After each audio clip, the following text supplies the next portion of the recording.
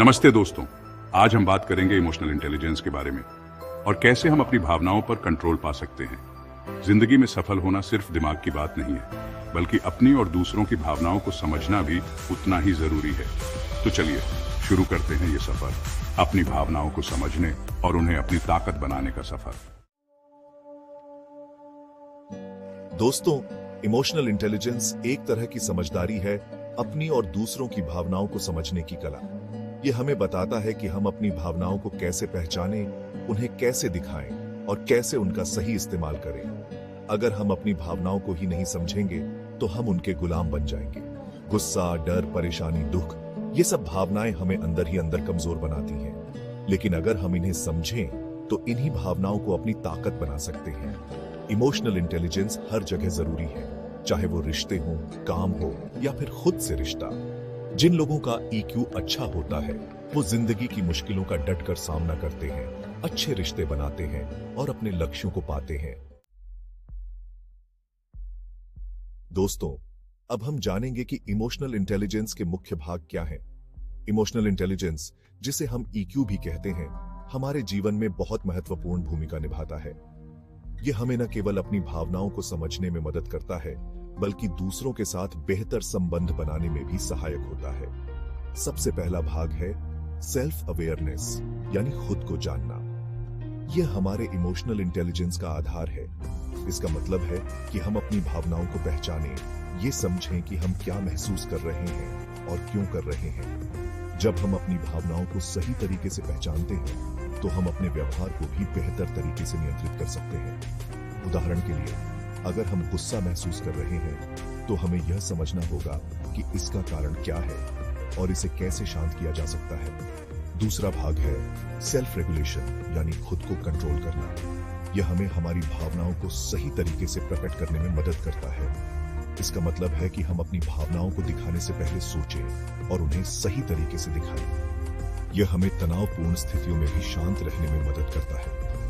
उदाहरण के लिए, अगर हम किसी कठिन परिस्थिति में हैं, तो हमें अपनी भावनाओं को नियंत्रित करके सही निर्णय लेना चाहिए।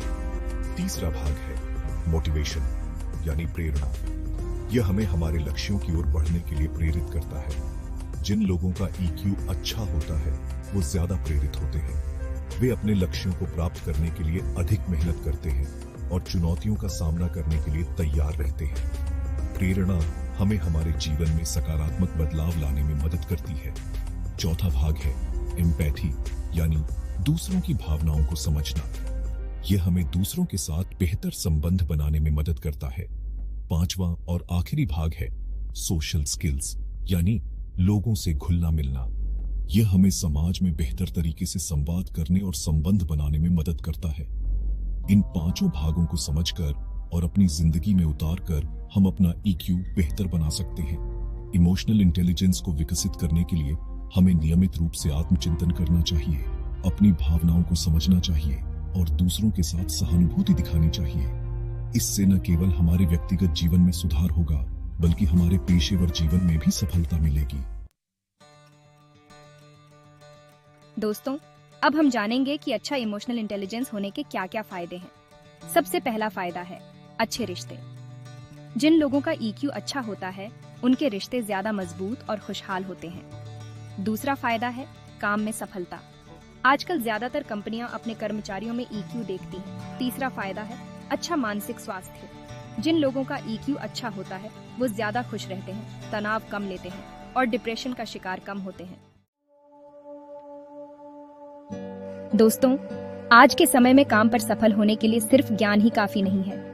हमें अपने काम में कुशलता के साथ साथ इमोशनल इंटेलिजेंस की भी जरूरत होती है। आपका EQ भी उतना ही जरूरी है। यह आपकी व्यक्तिगत और पेशेवर दोनों जिंदगी में महत्वपूर्ण भूमिका निभाता है। आप चाहे किसी भी क्षेत्र में काम करते हो, EQ आपको आगे बढ़ने में मदद करता है।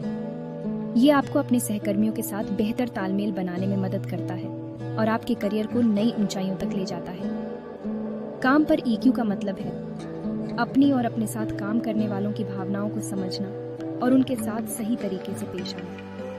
यह आपको दूसरों की भावनाओं को पहचानने और उनके प्रति संवेदनशील होने में मदद करता है। अगर आपका EQ अच्छा है तो आप मुश्किल परिस्थितियों में भी शांत रहकर सोच समझकर फैसला ले पाते हैं। यह आपको तनावपूर्ण स्थितियों में भी संतुलित और स्थिर रहने में मदद करता है। अगर आप एक लीडर हैं तो ईक्यू आपके लिए और भी ज्यादा जरूरी है। एक अच्छे लीडर के लिए यह महत्वपूर्ण है कि वह अपनी टीम के सदस्यों की भावनाओं को समझे और उन्हें सही मार्गदर्शन दे सके।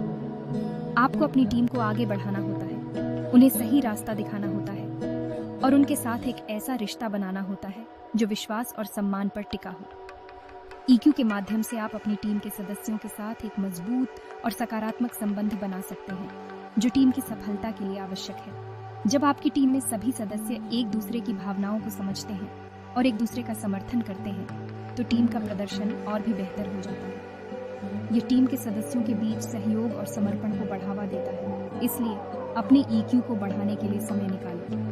विभिन्न प्रशिक्षण सत्रों और कार्यशालाओं में भाग लें जो आपको अपनी इमोशनल इंटेलिजेंस को सुधारने में मदद कर सकते हैं। इमोशनल इंटेलिजेंस न केवल आपके कार्यस्थल पर बल्कि आपके व्यक्तिगत जीवन में भी संतुलन और संतोष लाने में मदद करता है। यह आपको अपने जीवन के हर पहलू में सफल होने में सहायता करता है। तो दोस्तों, अपने ईक्यू को बढ़ाएं और देखें कि कैसे यह आपके कार्यस्थल और जीवन को सकारात्मक रूप से बदलता है। एक उच्च ईक्यू के साथ आप न केवल एक बेहतर पेशेवर बन सकते हैं बल्कि एक बेहतर इंसान भी। चैप्टर 5 टाइटल इमोशनल इंटेलिजेंस कैसे सुधारें दोस्तों। अच्छी बात यह है कि ईक्यू को समय के साथ बेहतर बनाया जा सकता है। यह कोई जन्मजात चीज नहीं है बल्कि एक ऐसी कला है जिसे सीखा जा सकता है। सबसे पहला कदम है सेल्फ अवेयरनेस पर काम करना।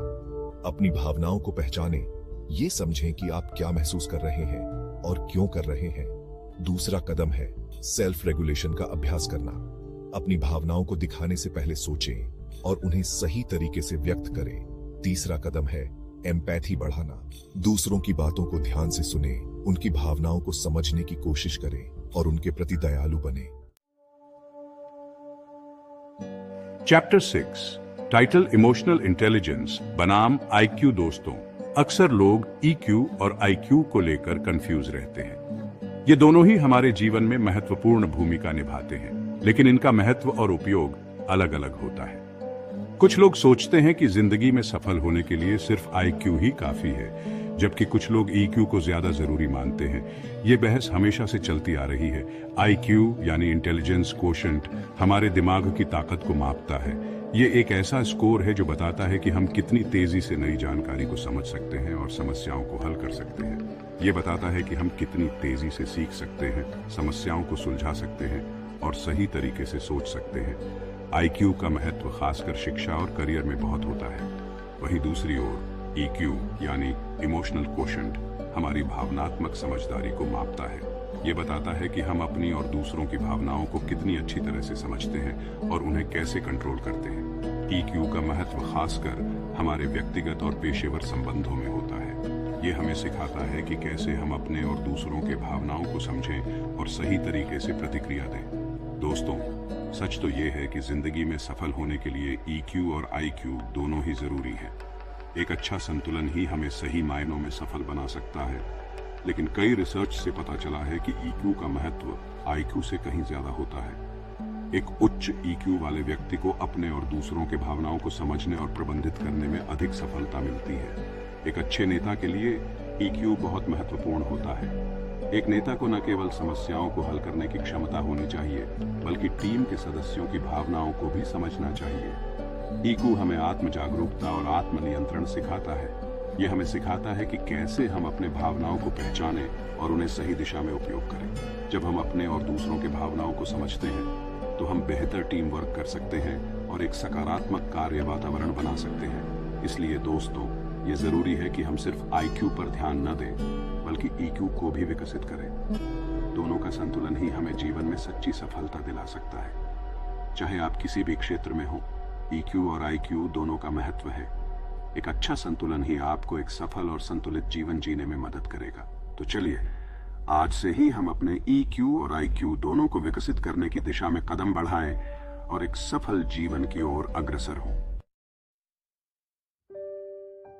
चैप्टर 7 टाइटल असल जिंदगी के उदाहरण और कहानियां। दोस्तों, अब हम कुछ ऐसे लोगों के बारे में जानेंगे जिनके पास उच्च इमोशनल इंटेलिजेंस था।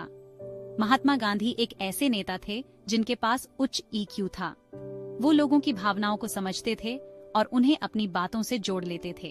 अगर हम बिजनेस की दुनिया की बात करें तो रतन टाटा का नाम सबसे पहले आता है। वो एक ऐसे बिजनेसमैन हैं जो हमेशा अपने कर्मचारियों का ख्याल रखते हैं। खेल की दुनिया में भी EQ का बहुत महत्व है। सचिन तेंदुलकर, महेंद्र सिंह धोनी जैसे खिलाड़ी अपनी भावनाओं को कंट्रोल में रखकर मैदान पर शानदार प्रदर्शन करते हैं। Outro title.